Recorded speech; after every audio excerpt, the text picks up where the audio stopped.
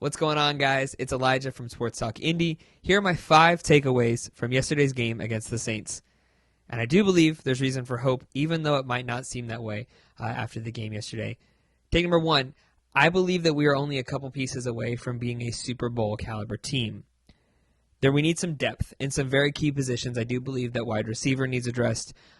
But more importantly, I think our defensive backs need addressed. We have one of the top front 7 in the league, and I would argue one of the top linebacker rooms in all of football.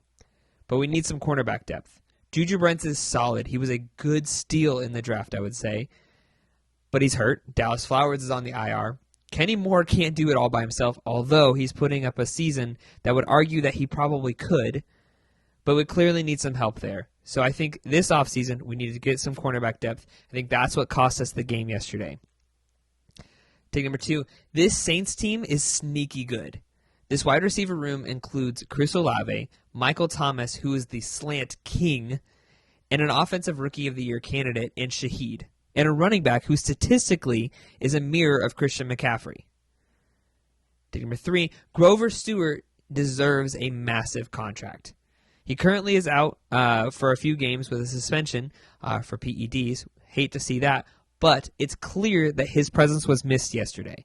If you watched the game at all, you saw Alvin Kamara consistently run right up the middle. Taysom Hill ran right up the middle, and it was clear that they didn't have the key piece that they need. I think you signed him to a big contract, and then the next offseason, you'll have DeForest Buckner, and you'll have Grover Stewart. And I think that'll be a crazy good 1-2 punch there up in the middle. Number 4, Gardner Minshew is not getting any better. We know he's not our franchise quarterback, and we're not expecting him to be, but he's not playing very well. There were some very clear misses.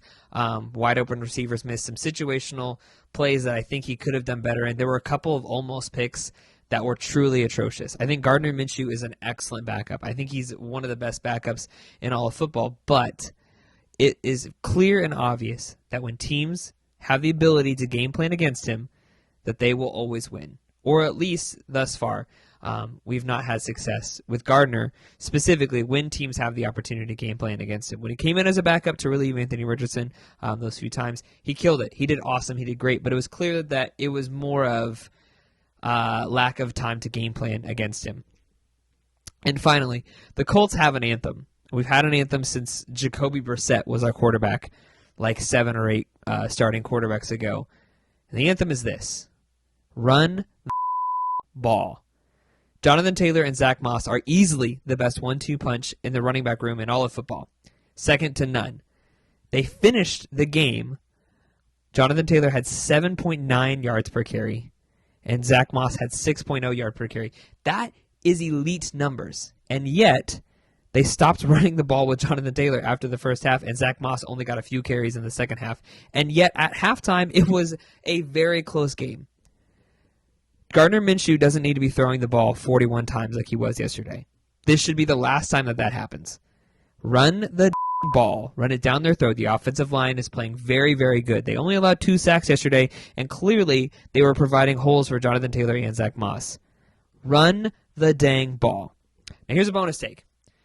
Shane Steichen is figuring it out. I truly believe that he is going to be the coach of the Colts for the foreseeable future, because I think he's figuring it out well. But as we saw, Jalen Hurts didn't magic. The Eagles' offense wasn't magically impressive in year 1. In fact, up until last season, they were saying that Jalen Hurts might not be the answering quarterback. And yet, last season, no one can deny the offensive dynamics and the impressiveness of the Eagles' offense. And I truly believe that give this Colts team a couple years, and they're going to be incredible, both offensively and defensively. They're one of the best offenses in football. They are the only offense to score 20-plus points in every single game this season. And I don't think it's going to slow down any. I think Shane Steichen's going to continue to figure out this offense, figure out this team, and when Anthony Richardson comes back, it's going to be incredibly fun to watch. And hopefully, the QB carousel will end this coming season. Guys, thanks for watching. Be sure to like and subscribe, and stick around for any Colts coverage. I'm going to be trying posting videos daily. We'll see you next time.